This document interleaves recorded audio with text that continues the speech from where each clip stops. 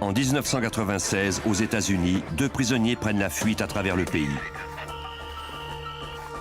Quand un officier militaire britannique qui a croisé leur route en vient à disparaître, les autorités se demandent si les fugitifs armés ne sont pas devenus des meurtriers. Le FBI lutte contre la montre pour retrouver les évadés avant qu'ils ne fassent d'autres victimes.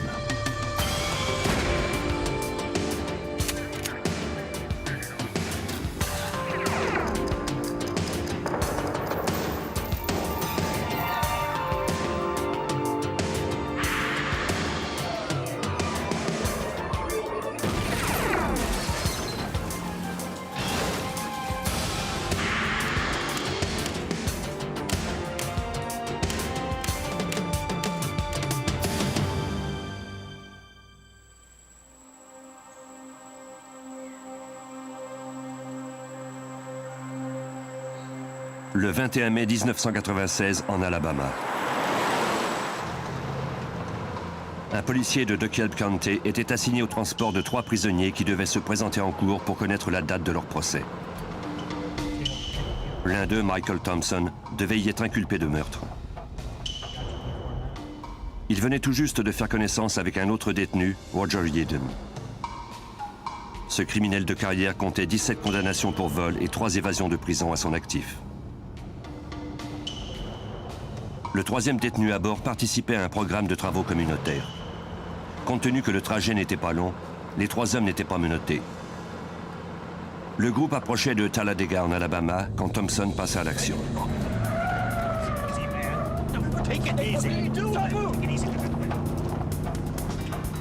Sous la menace d'une arme à feu, il força le policier à poursuivre sa route. Il lui ordonna de conduire le véhicule jusqu'à un secteur isolé dans les bois près de Lincoln.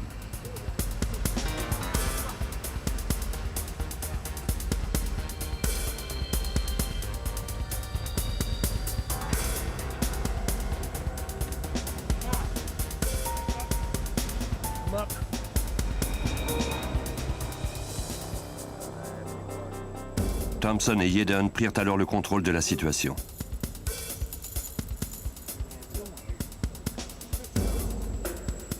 Ils conduisirent leurs 2 otages dans les bois.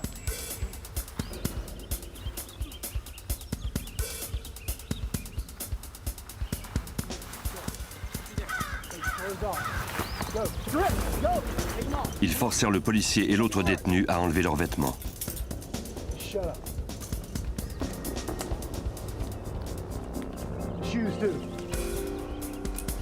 La clé des menottes tomba par terre sans qu'il ne le remarque.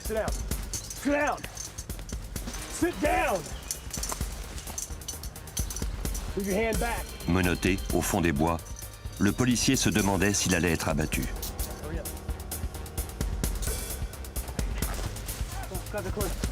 Mais les 2 évadés prirent tout simplement la fuite. Michael Thompson et Roger Yeadon partirent en direction de Talladega, laissant leur uniforme de détenu derrière eux. Yeadon en était à sa 4e évasion d'une prison de l'Alabama. Le policier devait aviser le bureau du shérif au plus vite. Il trouva la clé et ouvrit les menottes. Ensuite, il courut chercher de l'aide.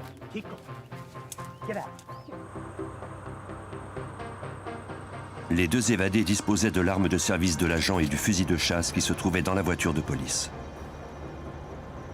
Ainsi déguisés en policiers, ils représentaient un réel danger pour tous ceux qui croiseraient leur route.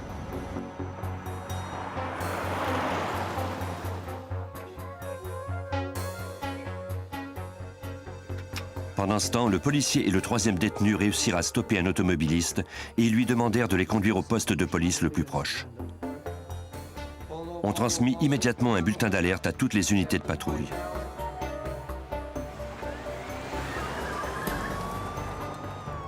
Le service de police de DeKalb County entreprit des recherches dans cette localité rurale qui compte des centaines de kilomètres de routes isolées. Malgré les recherches, personne ne vit les fugitifs ni la voiture de police volée.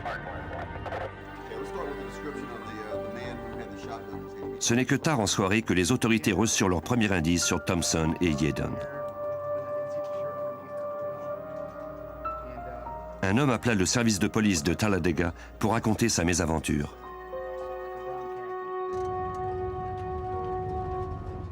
Plus tôt, au cours de la journée, il avait remarqué qu'une voiture de police le suivait.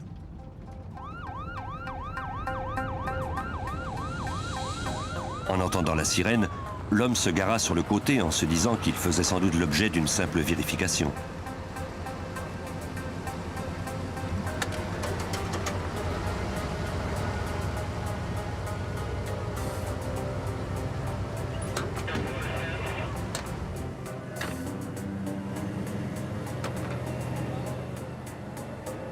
L'agent lui demanda de lui remettre son permis de conduire et son portefeuille. L'ambulancier Bob Gortney fut surpris car il n'avait pas fait d'excès de vitesse. Il m'a dit « On vous a arrêté parce que votre véhicule correspond à la description d'un pick-up impliqué dans un délit de fuite. » Je lui ai alors répondu « Mais je n'ai eu aucun accident. Vous pouvez l'examiner, il n'y a pas une égratignure. » Il m'a dit « Comme il correspond à la description, nous allons devoir vérifier tout cela. »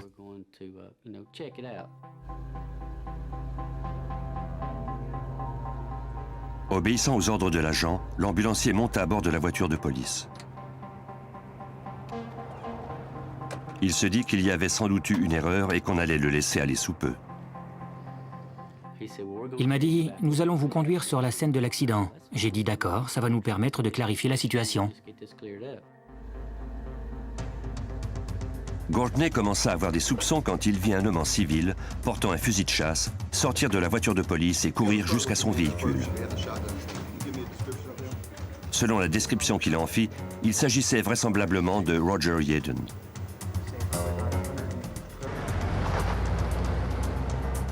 Quant à l'homme vêtu d'un uniforme, c'était sans doute Michael Thompson. Thompson suivit le pick-up, l'ambulancier prisonnier à l'arrière de la voiture de police. Gortney lui demanda alors des explications. Il m'a dit « Nous voulons seulement prendre votre pick-up. » J'ai compris que j'étais victime d'un enlèvement. Ces gars-là m'ont tout simplement enlevé. J'ai commencé à l'implorer en lui disant que j'avais 30 ans, une femme et des enfants. J'ai ajouté « Vous avez mon pick-up et mon arme. Ma mort ne vous apporterait rien. » Michael Thompson suivit le pick-up jusqu'à un secteur isolé en dehors de l'autoroute.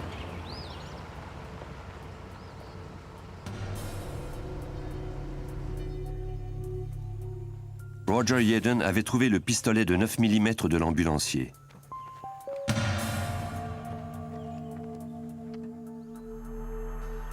Quant à Gortney, il était à la merci des deux hommes, emprisonnés sur le siège arrière de la voiture de police.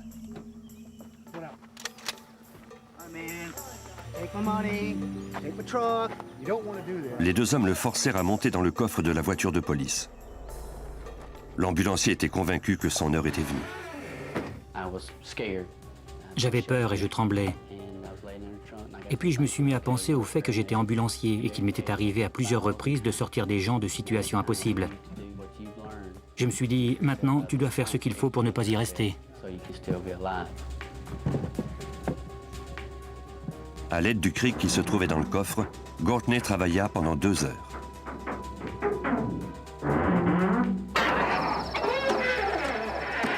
Finalement, il réussit à l'ouvrir.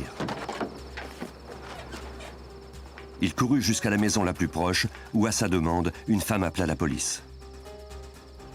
Immédiatement, la police modifia le bulletin d'alerte transmis aux patrouilleurs pour les aviser que les fugitifs roulaient maintenant à bord d'un pick-up noir. Mais Michael Thompson et Roger Yedden avaient déjà une bonne longueur d'avance sur eux, les patrouilleurs le savaient trop bien. Le réservoir d'essence du pick-up était plein et il y avait de nombreuses autoroutes importantes à proximité. Il pouvait être n'importe où. 7 jours plus tard, et à près de 2000 km de là, on trouva un pick-up noir abandonné sans plaque d'immatriculation à Santa Rosa, au Nouveau-Mexique. Quelqu'un avait effacé le numéro de série du véhicule sur le tableau de bord. Les policiers trouvèrent toutefois un autre numéro sur le châssis du véhicule. En cherchant dans leur dossier, ils découvrirent qu'il s'agissait du véhicule volé de l'ambulancier de l'Alabama. Les deux fugitifs armés s'étaient débarrassés du seul véhicule que les enquêteurs pouvaient retracer. Le 7 juin 1996, le bureau du FBI de Birmingham, en Alabama, fit émettre un mandat d'arrestation au nom des deux hommes pour s'être évadés afin d'éviter leur emprisonnement. Tous les services de police au pays furent mis en alerte.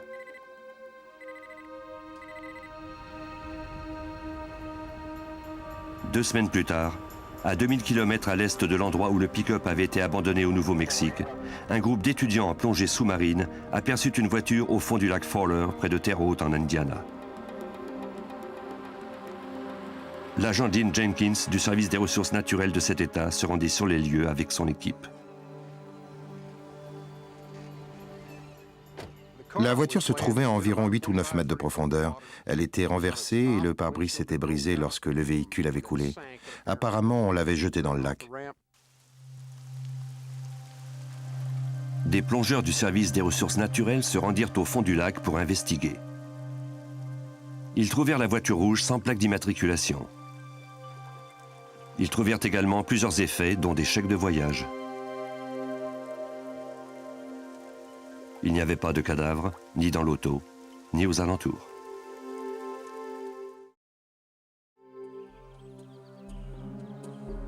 Après avoir sorti le véhicule de l'eau, les enquêteurs l'examinèrent sur la rive.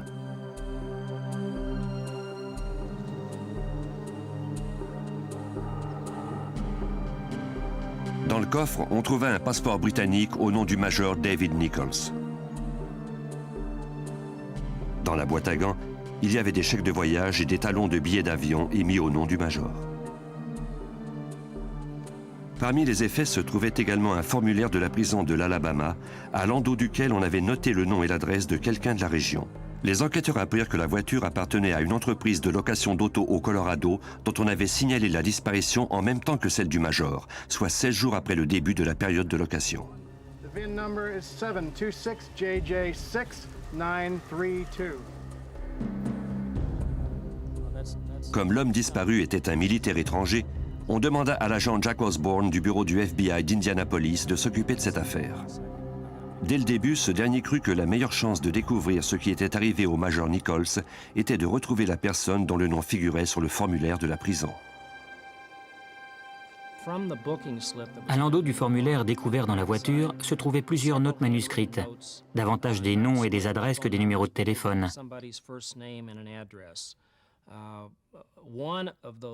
C'est à partir de ces données que nous sommes entrés en contact avec une parente de M. Yeadon qui vivait à Terre Haute.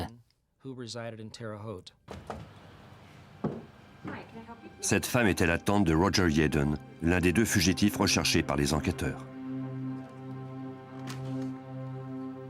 Elle déclara à l'agent qu'elle ignorait pourquoi son nom se trouvait sur le formulaire d'une prison. Elle ne connaissait pas le major Nichols non plus, n'avait jamais vu sa voiture rouge de location et ignorait que son neveu était un évadé de prison. Elle ajouta que Yeadon avait de vieux amis dans la région, mais elle ne se souvenait pas de leur nom. Si Roger Yeadon s'était rendu en Indiana, il y avait fort à parier que le meurtrier Michael Thompson soit encore avec lui. Les deux hommes avaient menacé de tuer 3 personnes en Alabama et ils avaient été vus pour la dernière fois avec 2 pistolets et un fusil de chasse. Il fallait espérer que Thompson et Yeadon n'aient pas tué le major britannique.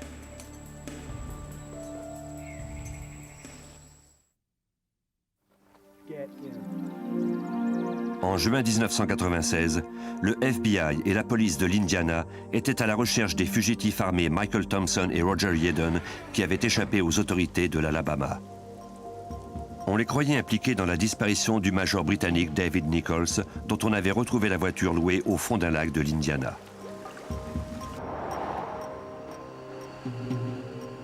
Les agents se rendirent à l'ambassade britannique à Washington pour tenter de reconstituer le parcours du major aux États-Unis. L'agent spécial et superviseur du FBI, Jack Osborne, cherchait à savoir où et quand le major Nichols s'était retrouvé sur la route des fugitifs. Le gouvernement britannique ne nous a fourni que des informations très sommaires. Ils savaient qu'un de leurs officiers de l'armée était arrivé aux États-Unis le 20 mai à Denver et qu'il devait se rendre au Nouveau-Mexique en voiture pour y suivre un cours de langue et ensuite aller au Texas où il devait suivre un autre cours. Selon les dossiers de l'OTAN sur les déplacements des militaires, le major David Nichols devait assister au premier séminaire le 26 mai à Albuquerque. Nichols était le chef adjoint de l'école des langues du ministère de la Défense du Royaume-Uni. Ce linguiste parlait couramment 5 langues. Il avait dit à sa femme et à ses 3 enfants qu'il prévoyait faire un peu de tourisme au cours des quelques jours précédant le séminaire. Mais les supérieurs du major déclarèrent que celui-ci ne s'était jamais rendu à l'école et qu'ils n'avaient pas entendu parler de lui ensuite. Le FBI trouvait étrange que cet officier de l'armée ne se soit pas présenté à l'école. De même, le gouvernement britannique, par des contacts avec la famille et des amis du major, trouvait inquiétant qu'il n'ait pas donné de nouvelles à quiconque. Au gouvernement britannique, on était très préoccupé par cette affaire.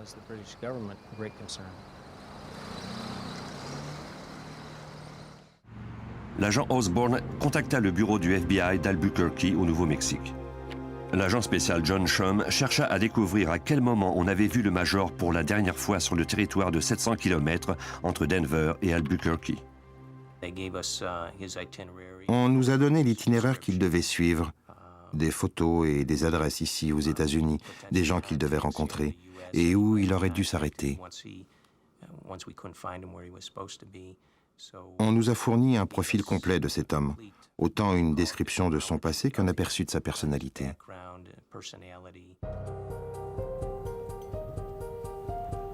Les agents vérifièrent également les dépenses portées à la carte de crédit du major.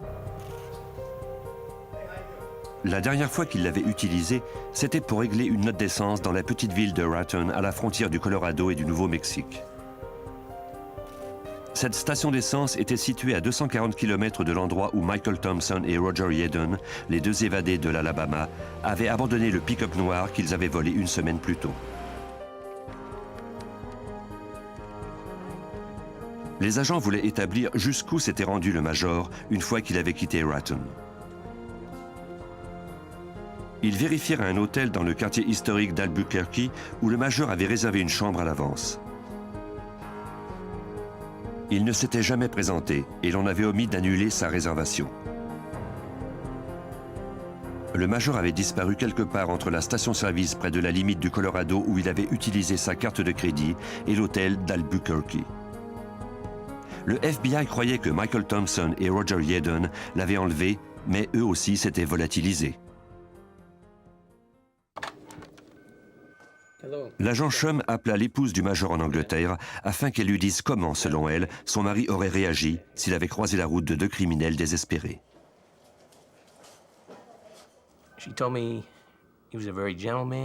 Elle m'a dit que c'était un homme très doux, très bon. Selon elle, s'il y avait eu une confrontation avec ces 2 hommes, il n'aurait certes pas opposé de résistance.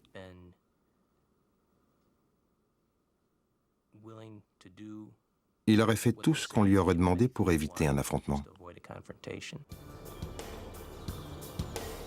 À 2000 km de là, en Indiana, près du lac où l'on avait retrouvé la voiture du major, la police reçut l'appel du gérant d'un dépotoir qui disait avoir aperçu 2 hommes suspects.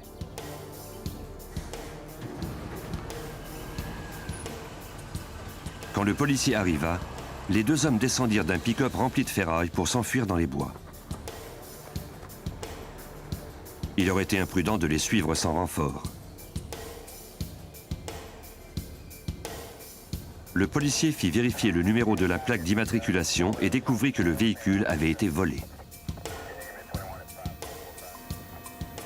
Des experts en scène de crime fouillèrent le véhicule. Ils y trouvèrent l'étiquette de la bandoulière de la caméra vidéo du major David Nichols.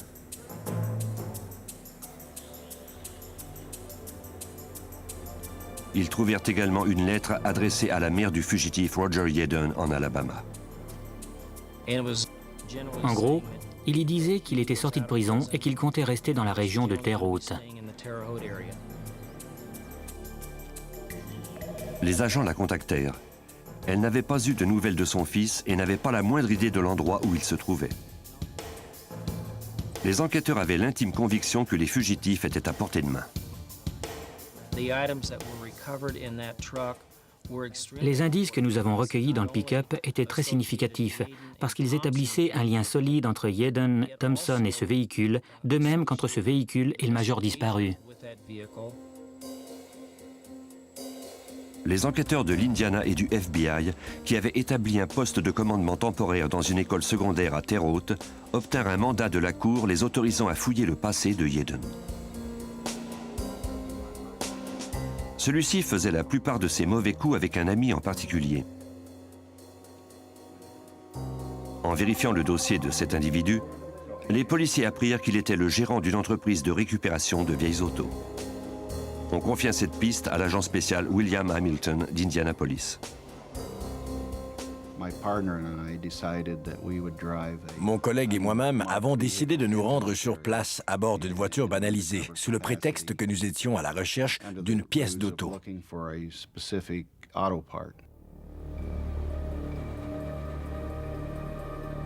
La propriété d'une superficie de 2 hectares était l'endroit idéal où se cacher. C'était un véritable labyrinthe de carcasses de voitures entouré d'un bois très dense. Les agents surveillèrent les lieux pendant un moment. D'abord, on devait s'assurer que le gérant de service était bien l'ami d'enfance de Yeadon.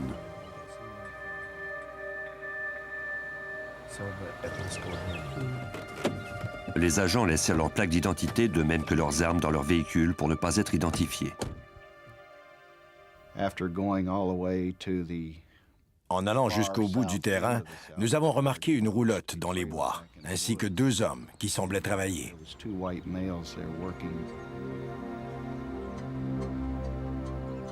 Les 2 hommes correspondaient à la description des fugitifs armés, mais pour l'heure, il était impossible pour les policiers sans armes d'aller le vérifier. Ils espéraient en apprendre plus du gérant. Ils lui parlèrent de tout et de rien, ce qui leur permit de savoir qu'il était bien un ami de Roger Yeadon. Cet ami d'enfance nous a confié qu'il le connaissait depuis plusieurs années. Les 2 fugitifs lui avaient rendu visite au début du mois de juin. Il conduisait alors une Taurus rouge. Cette voiture correspondait à la description de celle du major porté disparu. Les agents avaient à peine terminé leur conversation qu'ils constatèrent que les 2 hommes aperçus un peu plus tôt avaient disparu. Pour le FBI, c'était à coup sûr Thompson et Yeadon.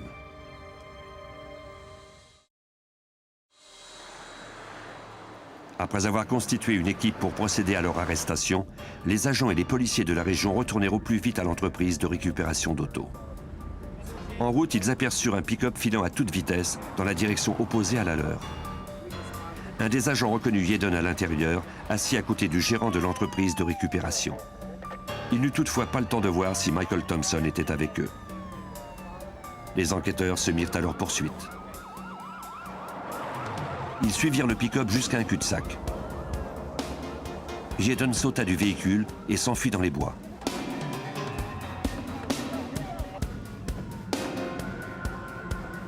Les agents gardèrent avec eux l'ami d'enfance du fugitif pour le questionner.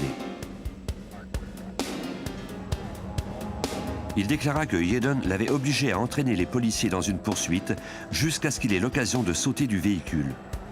Une fois que les policiers eurent l'assurance que l'homme n'avait pas volontairement hébergé les suspects chez lui, ils lui donnèrent congé. Cet ami d'enfance ne connaissait rien de leurs activités criminelles. Tout ce qu'il savait, c'était que Yeadon avait déjà fait de la prison pour un vol. Roger Yeadon avait réussi à semer les enquêteurs à sa poursuite. On fit appel à une unité canine pour tenter de le retracer.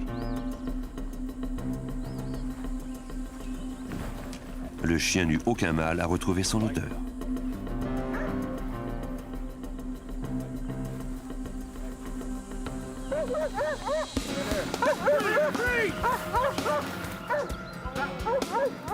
Le 2 juillet 1996, Roger Yeadon décida qu'il en avait assez de courir.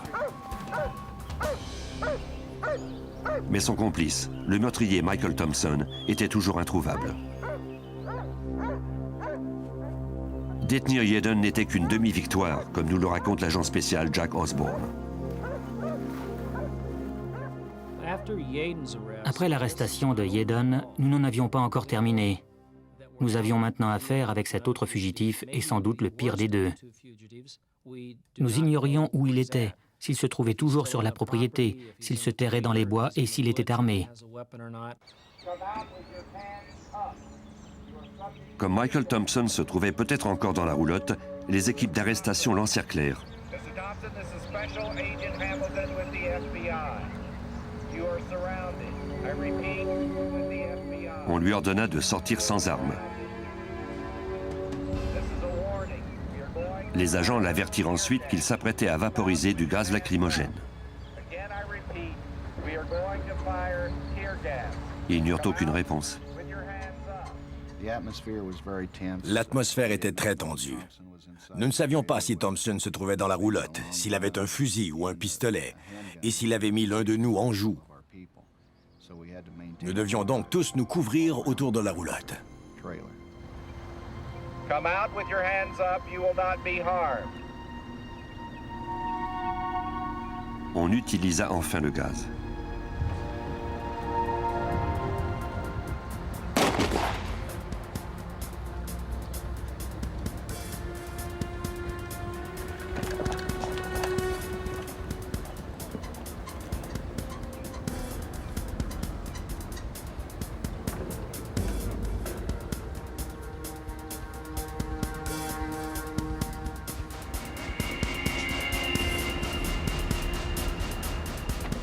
Ensuite, les policiers prirent la roulotte d'assaut.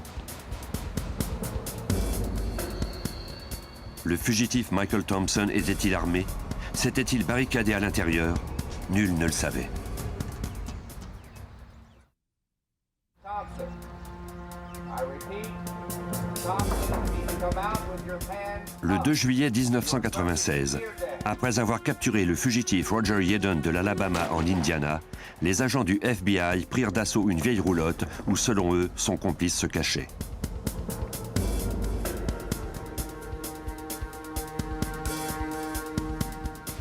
Mais l'agent Dean Jenkins et son équipe du service des ressources naturelles de l'Indiana ne trouvèrent aucune trace de Michael Thompson à l'intérieur.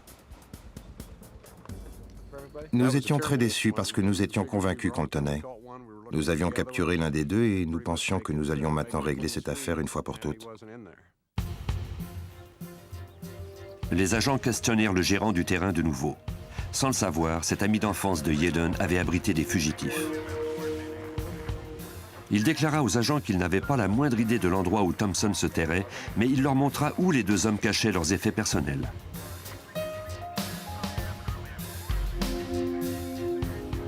Dans le coffre d'une voiture, les agents récupérèrent une valise dont l'étiquette portait le nom du major britannique David Nichols. Elle contenait toujours les vêtements du major et ses effets personnels. Les fugitifs avaient sans doute enlevé le major et sa voiture au Nouveau-Mexique. L'équipe dressa un périmètre de recherche de 5 km sur la route autour du terrain d'auto et demanda au gérant d'appeler immédiatement s'il apercevait Thompson. Nous avons fait appel à des unités canines et constitué des équipes de 3 et 4 policiers pour fouiller le secteur. Nous avons suivi les traces de pas, fouillé la propriété, le terrain d'auto et les bois avoisinants pour tenter de le retrouver. Ça a été très long. On avait commencé en après-midi quand on a vaporisé du gaz dans la roulotte et ça s'est poursuivi jusqu'après le coucher du soleil.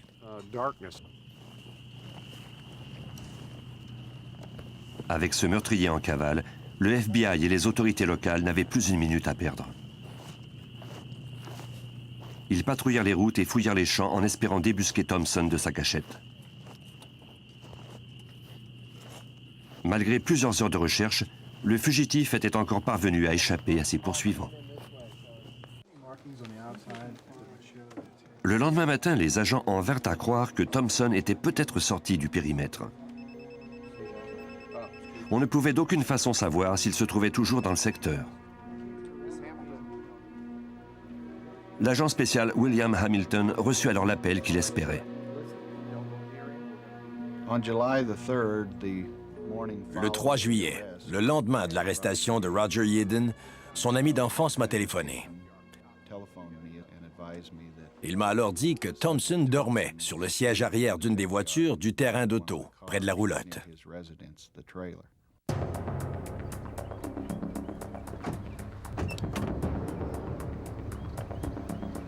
Thompson pouvait être armé.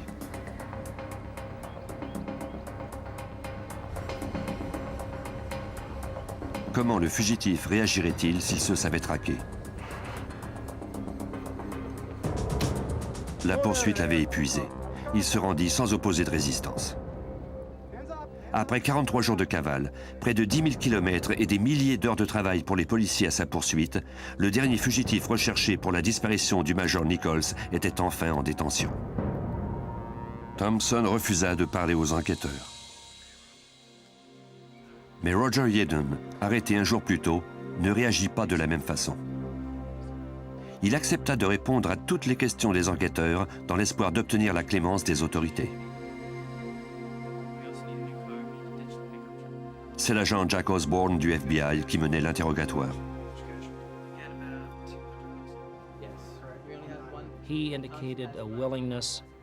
Il nous a laissé savoir qu'il consentait à faire une déposition, à nous fournir toutes les informations relatives à leur implication à Thompson et à lui, notamment lors de l'évasion au début, puis lors du vol de la voiture en Alabama.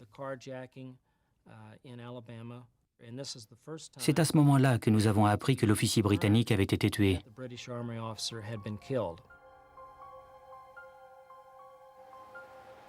Les fugitifs s'étaient rendus au Nouveau-Mexique à bord du pick-up noir. Ils avaient financé leur cavale en vendant les outils à bord du véhicule. Mais bientôt l'argent leur avait manqué. Ils avaient alors décidé d'enlever par la force la voiture d'un automobiliste.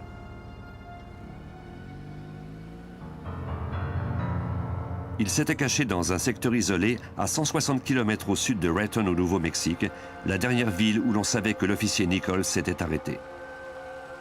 Les évadés se disaient que les touristes empruntant cette route auraient forcément de l'argent sur eux. Ils attendirent l'arrivée d'une personne voyageant seule.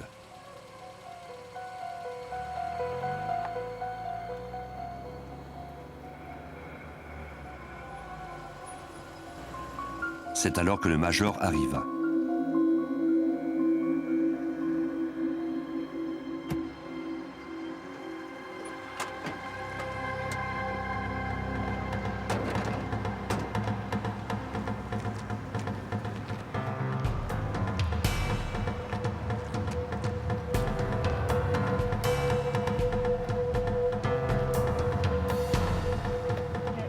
Comme les fugitifs l'avaient fait en Alabama, ils forcèrent la victime à monter dans le coffre. Thompson prit le volant pendant que Yeadon les suivait à bord du pick-up. Selon Yeadon, le major britannique avait réagi conformément à ce que sa femme avait dit, comme nous le raconte l'agent John Shum. Tout ce qu'elle nous avait appris sur lui a été confirmé par les révélations de Yeadon. Le major ne s'est pas opposé à eux. Il a fait ce qu'il pouvait pour éviter que la situation n'empire. Il leur a parlé de ses 3 fils en Angleterre et à quel point il était important pour lui d'aller les rejoindre. Il leur a demandé de ne pas lui faire de mal parce qu'il était très inquiet de ce qui arriverait à ses enfants.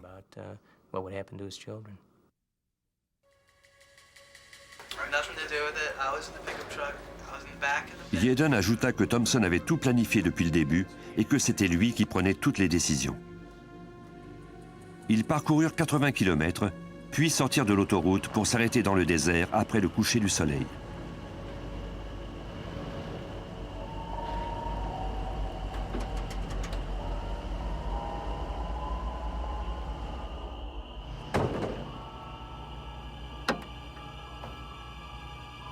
À la pointe de son arme à feu, Thompson força le major Nichols à sortir du coffre. Sans avertissement, il lui tira une balle dans la nuque. Puis il le retourna et lui tira une autre balle dans la tête. Les 2 fugitifs cachèrent ensuite le corps sur place et abandonnèrent le pick-up plusieurs kilomètres plus loin.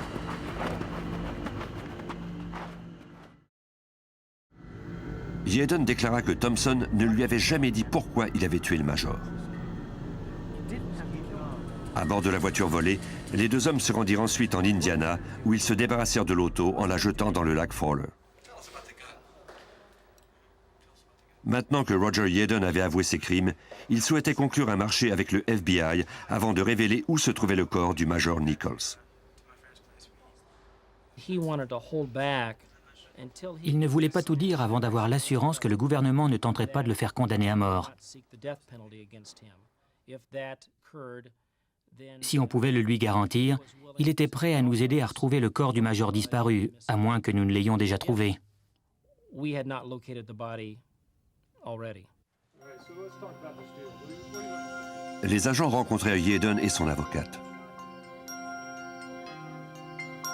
Le prisonnier déclara qu'il leur dirait où se trouvait le corps, à condition de ne pas être incarcéré dans une prison de l'État de l'Alabama. Les fouilles effectuées par des équipes de recherche n'avaient rien donné. L'agent du FBI, John Shum, craignait de ne pas pouvoir retrouver le corps du major sans l'aide de Yeadon. La chose la plus importante pour nous, c'était de retrouver le corps du major Nichols. C'était important pour nous permettre de remporter cette cause en cours. C'était également important parce que c'était la chose normale à faire. Nous n'étions pas parvenus à assurer la sécurité de cet homme dans notre pays. La moindre des choses que nous pouvions faire, c'était de retourner son corps à sa famille.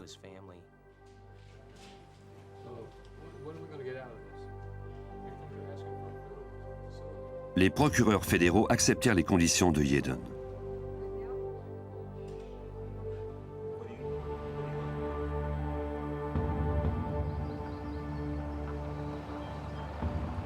Celui-ci conduisit les enquêteurs à un endroit isolé au cœur du désert du Nouveau-Mexique.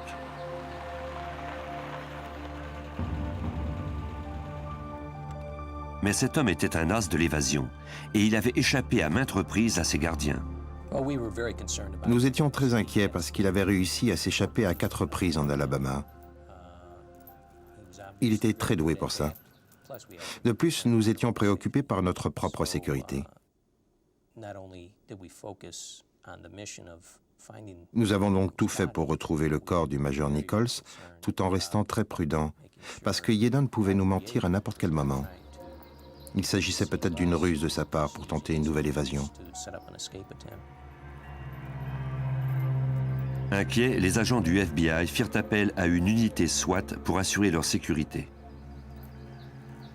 Yeadon pouvait avoir des complices dans le secteur qui n'attendaient que son signal pour attaquer les agents. Le 24 septembre 1996, le fugitif Roger Yeadon, qu'on avait enfin arrêté, mena le FBI dans le désert du Nouveau-Mexique, où, à ce qu'il prétendait, avait été caché le corps du major Nichols après le meurtre. Selon le marché que Yeadon avait conclu avec la police, s'il leur indiquait où étaient les restes de Nichols, ils seraient exemptés d'une éventuelle peine de mort. Comme se le rappelle l'agent spécial John Shum du FBI, sans l'aide de Yeadon, il était pratiquement impossible de retrouver le corps. C'était dans un secteur isolé. C'était près d'une petite route peu fréquentée du Nouveau-Mexique. De cette route, on devait emprunter une route de terre et rouler pendant presque 2 kilomètres jusqu'à un pré. C'était à plusieurs centaines de mètres de distance de cette route, un endroit vraiment très isolé. Les agents craignaient que Yeadon ne les ait conduits à cet endroit pour tenter de leur échapper à nouveau. Finalement, le suspect leur indiqua l'endroit où se trouvait le corps.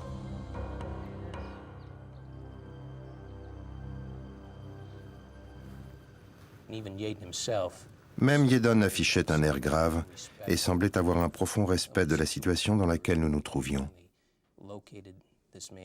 On avait enfin retrouvé le corps de cet homme et l'on pourrait enfin le porter en terre dans un endroit convenable.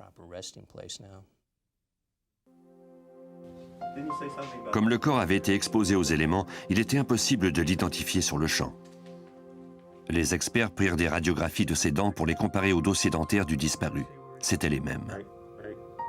On avisa la famille du major Nichols en Angleterre. Son meurtrier, Michael Thompson, échappa à la peine de mort en plaidant coupable à des accusations de vol de voiture et d'assassinat d'un représentant officiel étranger devant la Cour fédérale. Il fut condamné à la prison à vie sans possibilité de libération conditionnelle.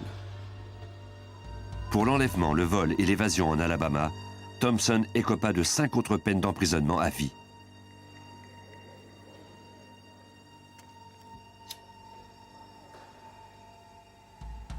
En échange de sa coopération, on permit à Roger Yeadon de ne plaider coupable qu'au vol armé de la voiture. Il fut condamné à 18 ans d'emprisonnement.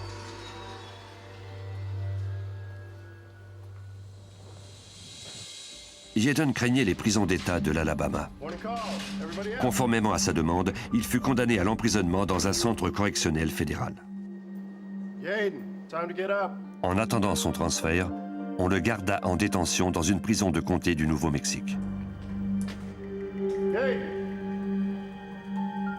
Let's go.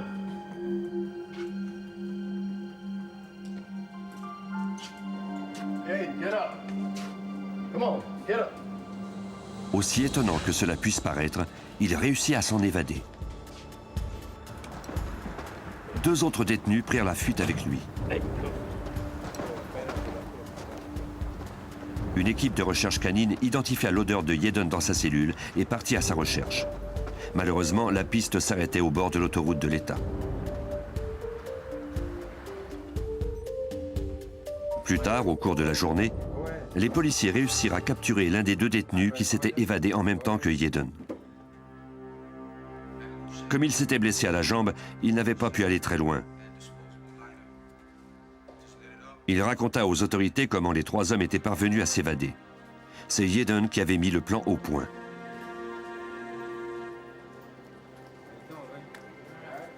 Au marché noir de la prison, il avait obtenu une clé et une scie à métaux.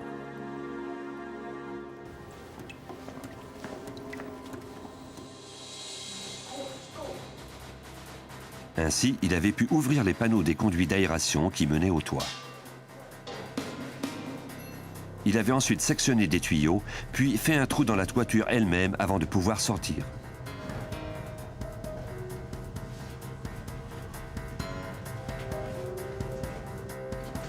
Un 4e détenu, qui ne souhaitait pas s'évader, avait replacé les panneaux derrière les 3 hommes.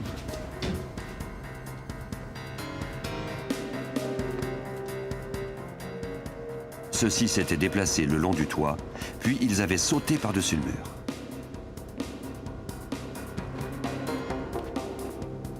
Une fois à l'extérieur, les 3 hommes étaient chacun partis de leur côté. Le fugitif n'avait pas revu Yeadon depuis ce moment-là. Les représentants de la prison contactèrent l'agent spécial John Shum pour lui annoncer la mauvaise nouvelle. Quand j'ai appris que Yeadon n'était encore pas venu à s'évader, j'ai commencé par être furieux. Cet homme était reconnu pour s'être échappé à plusieurs reprises dans le passé. Les personnes chargées de le surveiller connaissaient ses antécédents et elles auraient dû être plus prudentes. Les enquêteurs croyaient que Yeadon chercherait peut-être à retrouver des amis ou des membres de sa famille à DeKalb County en Alabama. Have you seen Roger lately? No, he's been in jail a really long Ils interrogèrent donc chacune de ses relations dans le secteur, incluant son ex-petite amie. Have you talked to him on the phone? Letter? No letters. Comme les autres, elle déclara qu'elle ne l'avait pas vu ni entendu parler de lui. Les agents lui laissèrent leur carte de visite au cas où Yeadon se manifesterait. Sure. Yeah, I wanted to tell you. Après le départ des agents, elle avoua à son petit ami qu'elle avait permis à Yeadon de se cacher chez eux. It was an ex. I really. De fait, il se trouvait toujours dans le grenier. I guess he's your guy, but he's gotten himself into a lot of trouble. Le petit ami fut très en colère en apprenant la nouvelle et il appela immédiatement la police. Des agents furent dépêchés sur les lieux.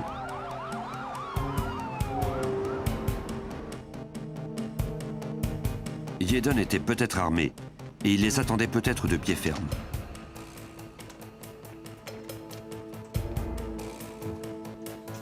Cinq semaines depuis son évasion du Nouveau-Mexique, les agents parvinrent enfin à le coincer. Il fut capturé à DeKalb County en Alabama, à l'endroit même où il avait commencé sa cavale. Son évasion eut pour effet d'annuler le marché qu'il avait conclu avec les procureurs fédéraux. Il fut accusé de tous les crimes qu'il avait commis depuis sa dernière évasion en Alabama. L'assistant du procureur général de cet État, David Estes, s'occupait de cette cause à Talladega. Dans cette affaire, le jury a délibéré pendant bien peu de temps, au maximum 1 heure.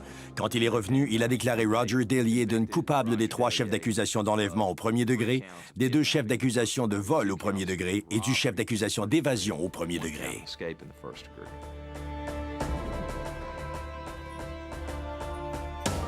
Yaden écopa de 5 peines d'emprisonnement à vie consécutives sans possibilité de libération conditionnelle.